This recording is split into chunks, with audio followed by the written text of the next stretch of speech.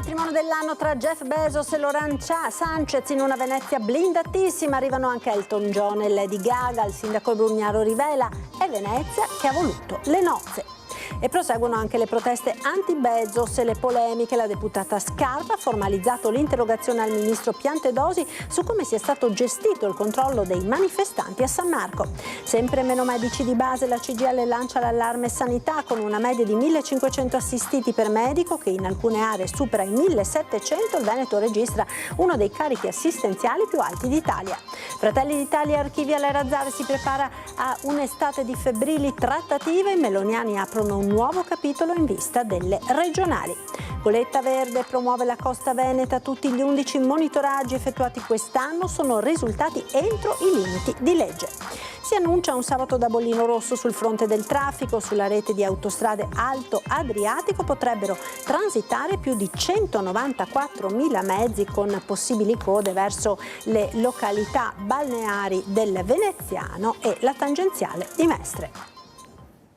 Buonasera e ben ritrovati con l'edizione di Venezia dei nostri telegiornali. Oggi dunque il matrimonio dell'anno tra Jeff Bezos e Loren Sanchez in una Venezia blindatissima. Arrivano oggi anche Lady Gaga ed Elton John. Per tutte le ultime notizie ci colleghiamo quindi in diretta con i nostri inviati Lorenzo Maier con Nicola Marcato dall'isola di San Giorgio. Buonasera Magda, ai nostri telespettatori, siamo tutti qui, lo sposo non è ancora arrivato, la sposa sì, si aspettano temperature un po' più fresche per l'arrivo degli ospiti VIP. In queste ore sono attesi anche Elton John e Lady Gaga. Elton John e Lady Gaga che molto probabilmente, questi sono i rumors, si esibiranno insieme, però non questa sera ma domani sera nell'ultima grande festa all'Arsenale di Venezia. Il sì è già stato celebrato tra gli sposi in America, quindi di fatto la serata odierna sarà un festeggiamento selezionatissimo per oltre circa 200 ospiti milionari. E se sei d'accordo farei vedere il servizio che abbiamo preparato con le parole anche del sindaco Luigi Brugnaro, che ha risposto così alle critiche. L'isola di San Giorgio Maggiore a Venezia è un grande cantiere a poche ore dalle fatidiche e attesissime nozze tra Jeff Bezos e Loren Sanchez. L'isola è accessibile, i vaporetti di trasporto pubblico CTV arrivano regolarmente, la sede della Fondazione Cini è aperta. Solo il teatro dove si svolgerà la festa e probabilmente anche la blindatissima cerimonia è blindato e presieduto 24 ore su 24 dal servizio di sicurezza. In mattinata ci sono state le prove degli artisti che si dovrebbero esibire e in serata dovrebbe anche arrivare e poi cantare per gli sposi niente meno che Lady Gaga. Jeff Bezos è stato nelle scorse ore anche a Nicelli, come documenta questa foto che possiamo mostrarvi in esclusiva. Dopo le polemiche di queste ore, il sindaco di Venezia Luigi Brugnaro interviene e rivendica. Siamo contenti che abbia scelto Venezia per festeggiare il suo matrimonio, lui insieme ai suoi amici. È un evento che abbiamo chiesto noi, tramite amici, quando doveva scegliere, abbiamo proposto noi che facesse a Venezia questo evento, per cui siamo assolutamente convinti che questo è uno dei ruoli, dei tanti ruoli che ha Venezia. Anche giovedì sera però alcuni attivisti contrari al matrimonio in Laguna hanno proiettato tra fasci di luce scritte di contestazione sul campanile di San Marco. Finché sono ragazzi, ai ragazzi si concede tutto. Noi siamo in un luogo di libertà. La libertà è la libertà per tutti, anche di dissentire. Ecco, diverso sono quelli invece che speculano su quei ragazzi, che fanno la speculazione politica per poi arrivare al no a tutto. Questi sono gente che qui a Venezia sono pochi, ma ci sono. Brugnaro invece si dichiara onorato. Un grande onore, un grande piacere, persone di primissimo piano a livello internazionale, e il fatto che siano americani, per me che sono cresciuto col mito, col sogno americano dell'ascensore sociale, per me è un particolare onore, insomma, quindi sono molto lieto e spero che si divertano proprio, che passino e soprattutto siano felici loro due. Ecco Marta, qui a San Giorgio Maggiore c'è anche un po' l'effetto matrimonio Bezos, perché come vedete dalle immagini proprio in questi secondi stanno passando due sposi padovani che sono venuti qui a celebrare il loro matrimonio proprio nel giorno di George Bezos e Lauren Sanchez. Ma farei vedere anche i seguiti della manifestazione di ieri mattina in piazza San Marco, che si è conclusa con delle denunce, e poi ti restituisco la linea e vi ringrazio. Prego entrare. Anche lei, prego. Facendo? Dobbiamo filmare tutti, prego. Dobbiamo identificare. Vieni. Ho una cabina slogata, guardi, ho una fasciatura. Ma cosa sta? Ma siete pazzi? Ma ho una cabina slogata!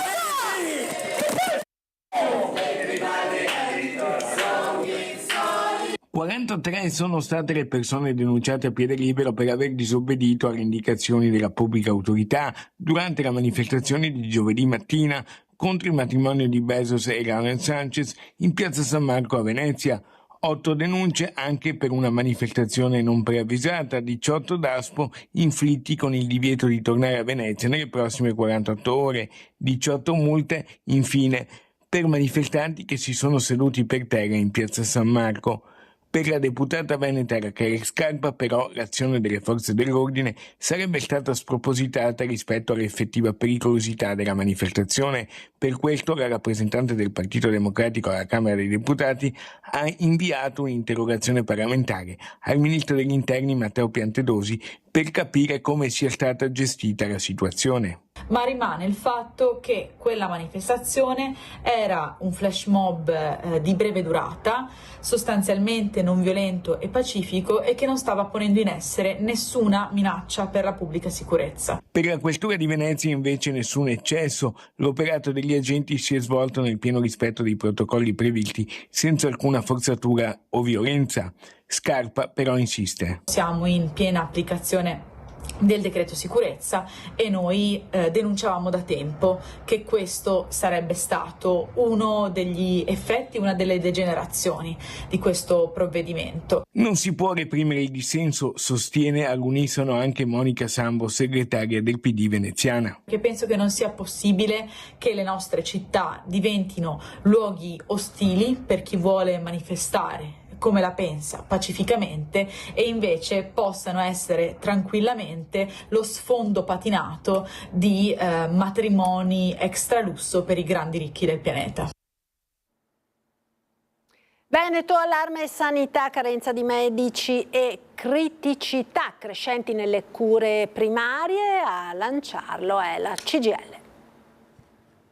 I medici di base sono in continuo calo, le zone carenti sono cresciute invece di ridursi, anche prendendo a riferimento il nuovo ruolo unico che aggrega sia i medici di base che i medici di continuità assistenziale con altri criteri.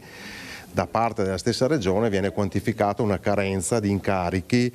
Le cure primarie in Veneto sono sempre più in sofferenza, è quanto emerge dall'aggiornamento sul sistema sanitario territoriale presentato da IRES Veneto. Dal 2020 al 2024 i medici di medicina generale sono diminuiti di 349 unità, mentre i pediatri di libera scelta sono calati di 46. Aumentano le zone carenti, che a fine 2024 toccano quota 728, e gli incarichi vacanti di continuità assistenziale, arrivati a 669 più 254 rispetto al 2019. Più drammatico ancora il quadro del nuovo ruolo unico, 1943 incarichi vacanti a maggio 2025, con una media di 1524 assistiti per medico, che in alcune aree supera i 1700. Il Veneto registra uno dei carichi assistenziali più alti d'Italia, con gravi ripercussioni sulla qualità e tempestività delle cure. Gli interventi fatti fino a oggi non solo non garantiscono, ma rischiano anche di aumentare le difficoltà dei cittadini rispetto ad avere un medico di fiducia e ad avere un servizio di 24 ore al giorno. Nel 2025 si attendono 1018 pensionamenti a fronte di appena 862 nuovi ingressi nella professione. Non aiuta la scarsa attrattività del corso di formazione per la medicina generale, scelto da soli 146 su 248 candidati nel 2024, penalizzato anche da una borsa annua di 11.000 euro, meno della metà rispetto agli altri corsi di specializzazione. Alla Regione Veneto chiediamo di intervenire tempestivamente e urgentemente, innanzitutto garantendo una maggiore attrattività ai corsi di formazione specifici per medici di base e a partire appunto da un innalzamento dell'erogazione economica che viene data, che è di meno della metà attualmente rispetto alle altre specializzazioni. La politica ora con Fratelli d'Italia che archivia l'era Zaia, si prepara un'estate di febbrili trattative per la scelta del candidato governatore del centrodestra. Si è chiusa un'era, che è quella di Luca Zaia, che però è stato un grandissimo governatore, come ha ribadito anche Donzelli. Ora si apre un'altra fase che sarà sempre di centrodestra per dare continuità al buon governo di questi anni. Ormai il Veneto lo governiamo dalla notte dei tempi, continueremo a farlo anche con il prossimo candidato, che sarà, ripeto, il miglior candidato possibile tra tutti quelli della coalizione che ciascun partito porterà sul tavolo. Però la Lega già scalpita, dice che il candidato presidente sarà suo. Mi stupirei se la Lega dicesse non vedo l'ora di lasciare il candidato a Fratelli d'Italia, dopodiché vedremo. Una pagina politica nuova dove nulla si può dare per scontato, soprattutto dopo la pietra tombale sul terzo mandato, con il no della Commissione Affari Costituzionali all'emendamento dei senatori leghisti. Luca De Carlo parla accanto a Giovanni Donzelli, responsabile organizzazione di Fratelli d'Italia, di fatto il primo colonnello meloniano. La politica è anche questione di prossemica. Non abbiamo una data delle elezioni, quindi per andare a ritroso dal deposito delle candidature per fare una discreta campagna elettorale, considerato che c'è anche l'estate, credo che ragionevolmente o appena prima o appena dopo d'agosto potremo decidere. C'è tutta l'estate davanti, quindi, anche per dividersi, ma De Carlo è fiducioso sulla tenuta della coalizione. Ciascun partito può correre da solo quando vuole, semplicemente perché sono i veneti che sempre ci hanno mandato dei segnali molto chiari. Laddove nei comuni siamo andati divisi abbiamo regolarmente perso e quindi non credo che la Lega, per come conosco io e per lo straordinario rapporto che ho io con Stefani, abbia mai pensato ad andare da solo. Magari qualcuno all'interno della Lega, non Stefani, ha creduto di poterlo fare per un proprio tornaconto magari personale, ma sicuramente non i vertici della Lega. Quindi c'è chi bleffa della Lega. C'è chi dice no. Sotto la loggia dei Cavalieri il Popolo meloniano, la presidente del circolo locale Marina Bonotto e il segretario provinciale Claudio Borgia. Questa è storicamente la provincia dove il partito degli amici alleati leghisti è molto forte, radicato. Qui si narra, è nata la Lega Veneta, però noi con questi numeri oggi siamo protagonisti e ci siamo anche noi. Insomma, gli equilibri sono cambiati, il messaggio che parte non tanto velatamente dal cuore di Treviso, ma qui nessuno sembra voler spaccare il fronte. Lunedì il presidente Meloni alla Camera, a margine della sua visita all'Aia, ha detto che noi non abbiamo bandierine, bensì il tricolore. Questo mi sembra una esaustiva presa di posizione, ribadendo l'unità. Goletta Verde promuove la Costa Veneta. Tutti gli 11 monitoraggi effettuati quest'anno sono risultati entro i limiti di legge, compresi i 2 che l'anno scorso risultavano particolarmente inquinati. Arrivano buone notizie dai dati del monitoraggio lungo le coste venete della 39esima edizione di Goletta Verde, la storica campagna estiva di Lega Ambiente. Risultano infatti entro i limiti di legge tutti gli 11 punti campionati. Ciò significa che è rientrata l'emergenza dell'anno scorso in 2 punti che risultavano fortemente inquinati. La foce dell'Adige tra i comuni di Chioggia e Rosolina e la spiaggia a destra della foce del Po delle Tolle in località Barricata nel comune di Porto Tolle. I punti critici, più critici monitorati negli scorsi anni sono rientrati quest'anno nei parametri. Il segnale che sulla depurazione si sta mettendo molta attenzione sia da parte dei comuni costieri sia da parte dei comuni dell'entroterra attraverso quello che arriva con i fiumi e quindi quello che poi andiamo a riscontrare alle foci dei fiumi. I prelievi lungo la costa veneta quest'anno sono stati effettuati dalle volontarie e dai volontari di Goletta Verde il 4 giugno. Sugli 11 punti previsti per il monitoraggio, 6 sono stati effettuati in mare, i restanti 5 in corrispondenza di foci di fiumi e canali. In provincia di Venezia sono stati campionati 3 punti a Caorle, 2 a Chioggia e 2 a Cavallino Treporti, la laguna del Morta e Eraclea Mare, la foce del Piave al Lido di Jesolo e per finire le foci del Brenta e dell'Adige, risultata questa fuori dai limiti lo scorso anno. I volontari e le volontarie che hanno svolto i campionamenti qui in Veneto hanno trovato cartelli relativi alla qualità delle acque solo in 3 punti e cartelli di divieti di balneazione solo in 1 punto. Chiediamo quindi alle amministrazioni di implementare la cartellonistica per garantire a turisti, bagnanti, cittadini e cittadini maggiore sicurezza e anche all'ecosistema una maggior tutela. 2 infine i punti in provincia di Rovigo, entrambi in comune di Porto Tolle. La foce del Po in località Boccasette e la spiaggia a destra della foce del Po di Tolle in località Barricata, risultata fuori dai limiti lo scorso anno.